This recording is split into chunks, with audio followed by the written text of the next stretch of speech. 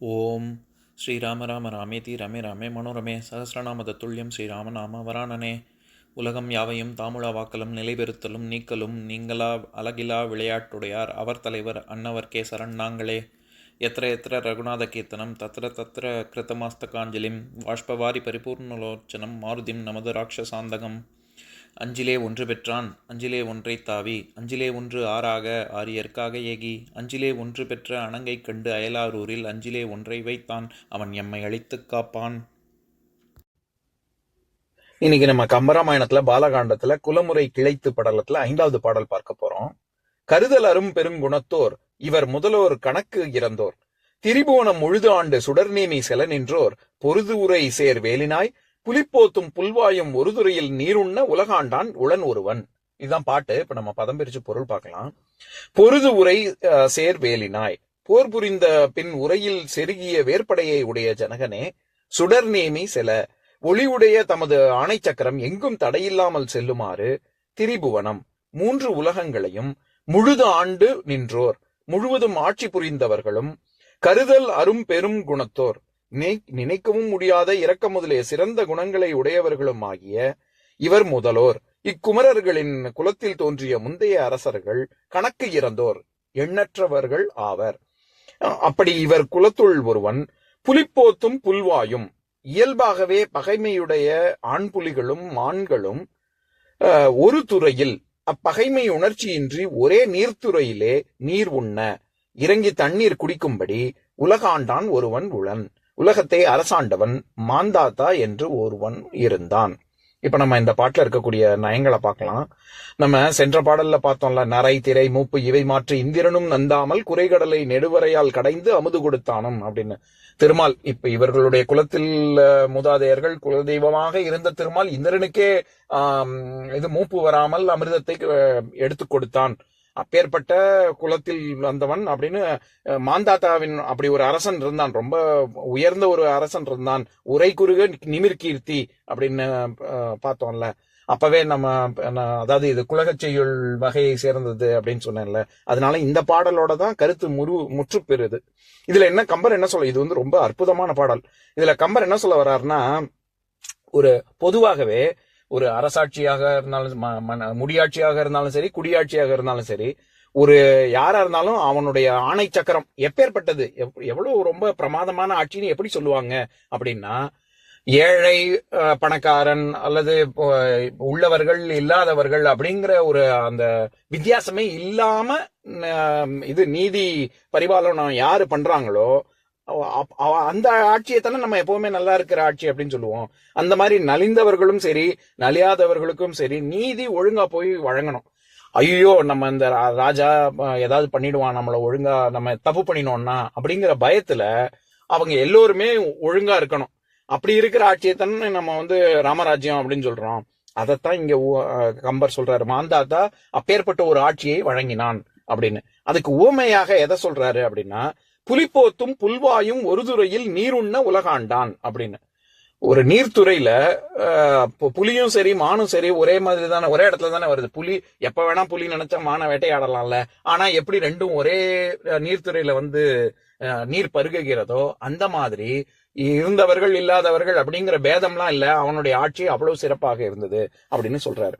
இதுல ரொம்ப ரொம்ப வியக்கத்தக்க ஒரு ஓமை இதுல என்ன இருக்கு அப்படின்னா, இதுல இதுக்கு புலிக்கு என்ன சொல்றாரு, புலி போத்தும் அப்படின்னு சொல்றாரு. போத்து அப்படின்னாலே ஆண் வர்க்கம் அப்படின்னு அர்த்தம். அது முதலை போத்து புலிப்போத்து அப்படின்னு சொன்னா முதலையில் புலியில் ஆண் புலி அப்படின்னு அர்த்தம்.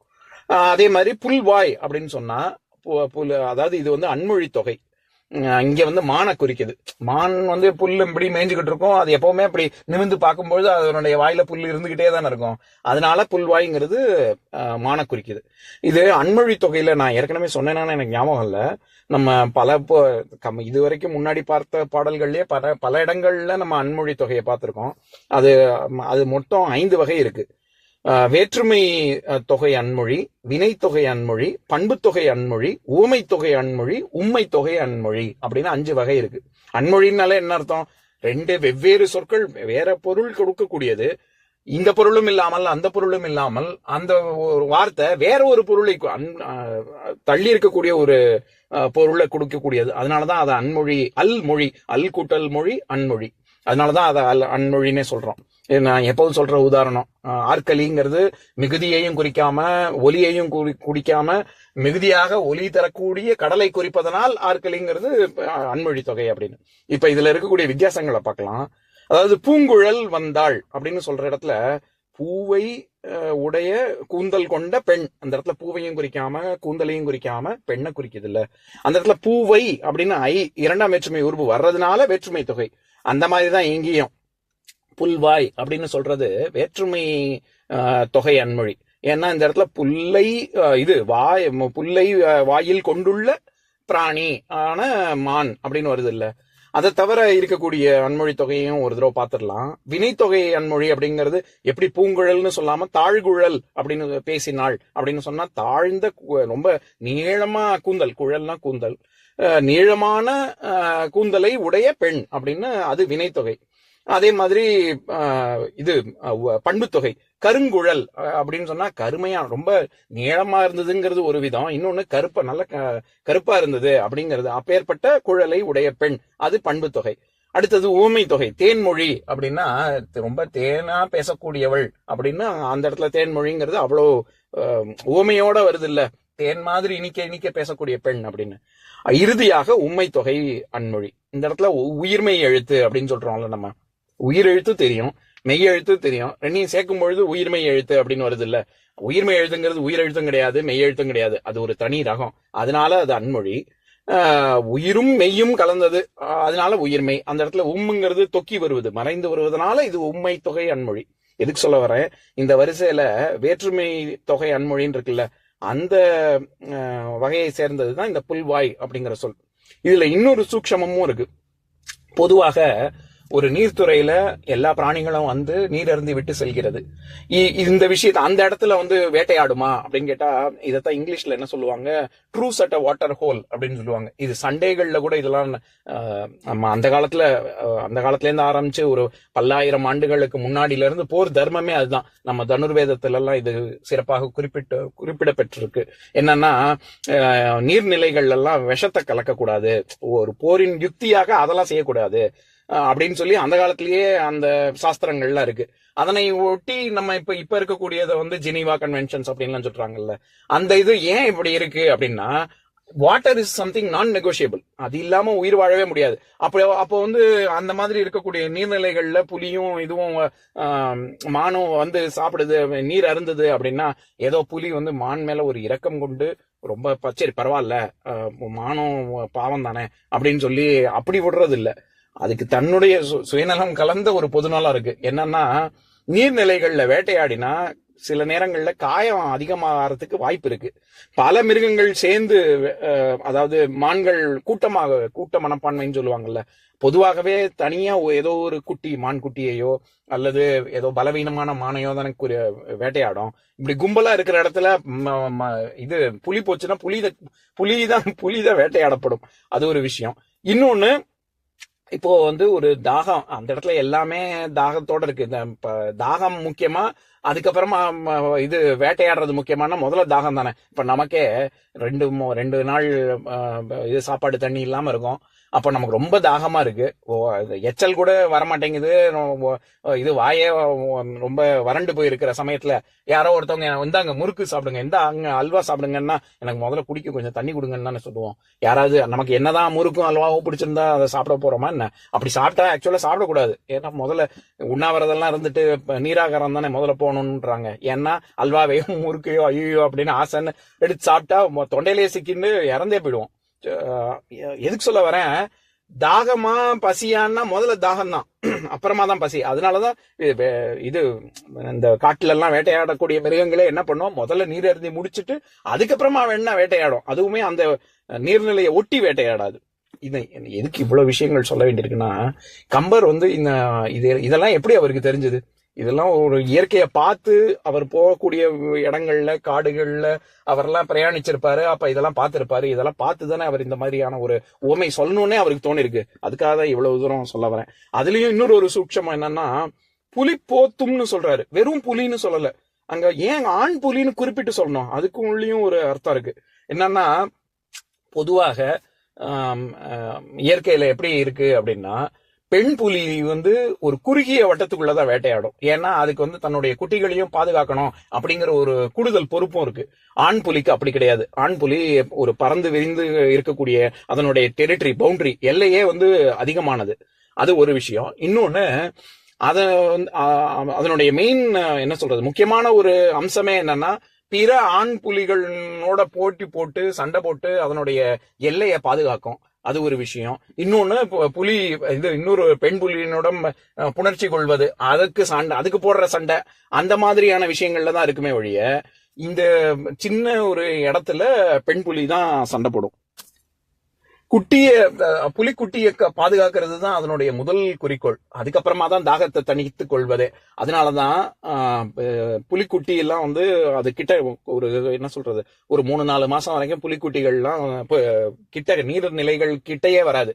இது என்ன பண்ணும், மற்ற மிருகங்கள்லாம் வராத சமயமா பார்த்து விடியற்காலை பொழுது எல்லாம் கூட்டம் கஜகஜன் நிறைய பறவைகள் விலங்குகள் இந்த மாதிரி இருக்கிற சமயமா பார்த்து பெண் புலி தன்னுடைய குட்டியோட நீர் பருக வராது. அது முதல்ல என்ன பண்ணும், அது எங்கேயாவது ஒரு ஒதுக்குப்புறமா வச்சுட்டு, நல்லா பாதுகாப்பா வச்சுட்டு, இது முதல்ல போய் நோட்டம் விட்டுட்டு குடிச்சிட்டு தாகத்தை தீர்த்துட்டு, அதுக்கப்புறம் எந்த விலங்கும் வரலன்னு நிச்சயமா தெரிஞ்சதுக்கு அப்புறம் தான் புலிக்குட்டியை கொஞ்சம் கொஞ்சமா கூட்டிட்டு குடிக்க வச்சு திருப்பி கூட்டிட்டு போகணும். அது ஒரு விதமான ஒரு பயிற்சி.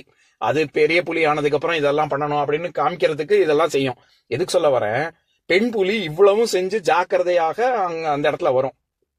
ஆண் புலிக்கு அதெல்லாம் ஒண்ணும் கிடையாது, அது பாட்டுக்கு வரும். இந்த வித்தியாசம் தெரியணும், இந்த வித்தியாசம் கம்பருக்கு தெரிஞ்சிருக்குங்கிறது என்னுடைய அபிப்பிராயம்.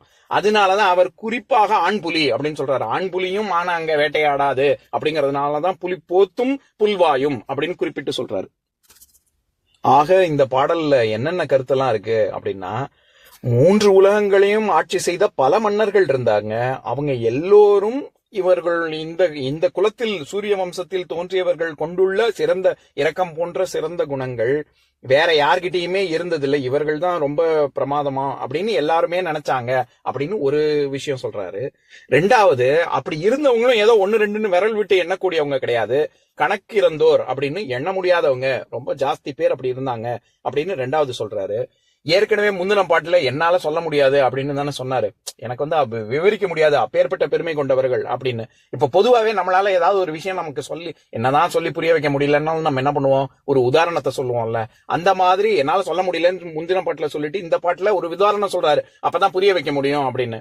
அதுக்கு என்ன சொல்றாரு, எப்படி ஒரு புலியும் மானும் ஒரு நீர்நிலையில நீர் அருக பருக வருதோ அந்த மாதிரி அப்படின்னு ஒரு உதாரணம் சொல்றாரு.